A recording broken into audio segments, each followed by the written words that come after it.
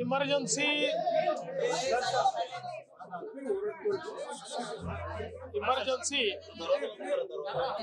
या सिनेमाच्या special show करता मी या ठिकाणी आलो होतो।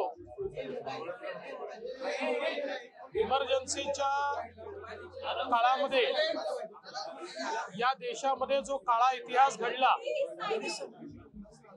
तो अतिशय प्रभावीपणे या सिनेमात मांडण्यात आलेला आहे।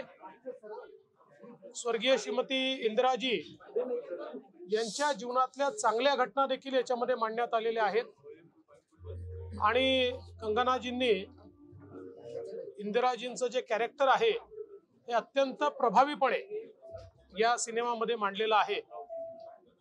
खरं म्हणजे या देशाच्या इतिहासामध्ये इमर्जन्सी एक असा काळा अध्याय होता ज्यावेळी भारतरत्न डॉक्टर बाबासाहेब आंबेडकरांचं संविधान हे पूर्णपणे गुंडाळून ठेवण्यात आलं। सामान्य माणसाचे मौलिक अधिकार हे संपवण्यात आले आणि त्यावेळी ज्या प्रकारचे एक्सेसेस झाले त्याचं एक चित्रण देखील याच्यामध्ये पाहायला मिळतं। आणि त्याच वेळी 1971 साली ज्या दृढतेनं भारताने बांगलादेश निर्माण केला ती दृढता देखील याच्यामध्ये पाहायला मिळते।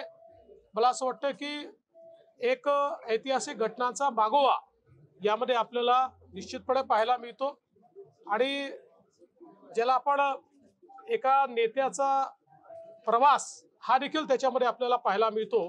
मला असं वाटतं की कंगनाजींचं मी त्यांनी जे अतिशय प्रभावीपणे इंदिराजींचं कॅरेक्टर उभं केलंय त्याबद्दल त्यांचं अभिनंदन करतो। सर हिंदी में जानना चाहेंगे आज इमरजेंसी इस फिल्म का स्पेशल शो मैंने देखा।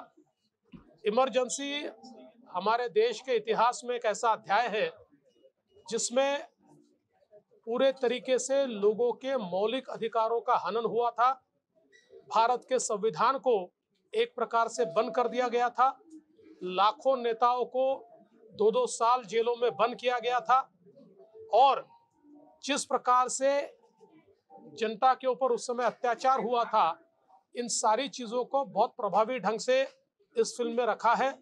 लेकिन साथ साथ कंगना जी ने जिस प्रकार से स्वर्गीय श्रीमती इंदिरा जी का कैरेक्टर इसमें हमारे सामने लाया है मैं उनको बधाई देना चाहता हूँ। बहुत प्रभावी ढंग से उन्होंने उसको लाया है और केवल इमरजेंसी का काला कार्यकाल नहीं तो उससे पहले इस देश में इंदिरा जी के नेतृत्व में 71 की जो लड़ाई हुई थी उसको भी बड़े अच्छे ढंग से सामने लाया गया है। तो मैं ऐसा मानता हूँ कि एक प्रकार से उनकी जो लाइफ जर्नी है वो लाइफ जर्नी भी इस पिक्चर के माध्यम से हमारे सामने आती है और देश का एक ऐसा इतिहास कि जो शायद लोकतंत्र को अगर जीवित रखना है तो जो इतिहास सबको पता होना चाहिए वो इतिहास भी इस फिल्म के माध्यम से हमारे सामने आता है।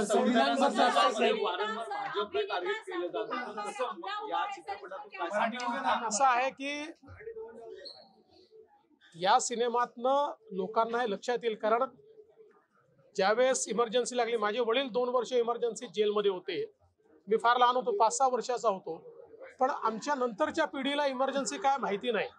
त्यामुळे आज काँग्रेस जे संविधान घेऊन नाचताय आणि नाचलंच पाहिजे कारण आमचं संविधान नाचण्यासारखंच आहे। इतकं मोठं संविधान महान संविधान आमचं आहे पण त्याच काँग्रेसने त्याच संविधानाची हत्या करून या देशाला एक बंदीशाळा केलं होतं। हे देखील हा इतिहास देखील आता सर्वांपर्यंत पोहोचला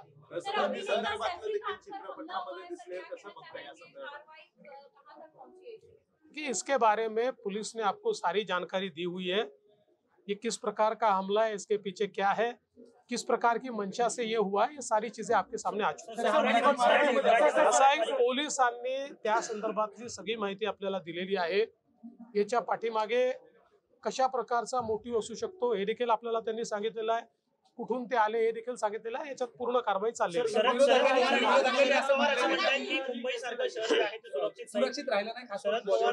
मला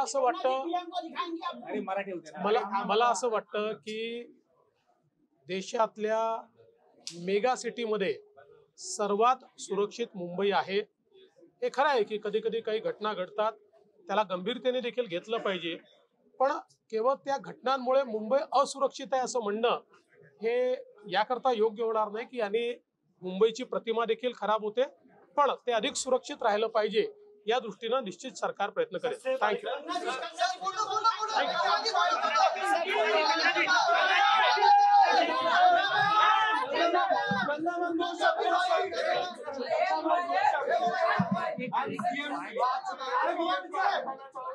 हमारा बहुत सौभाग्य है कि आज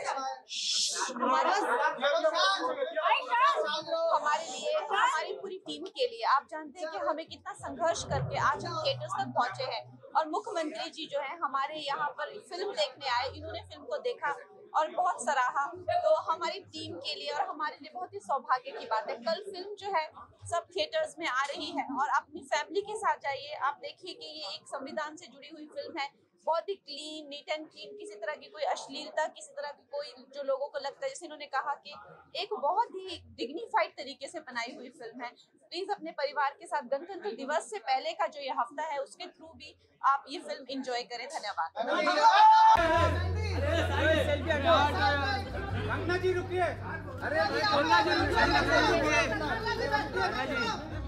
बैकड्रॉप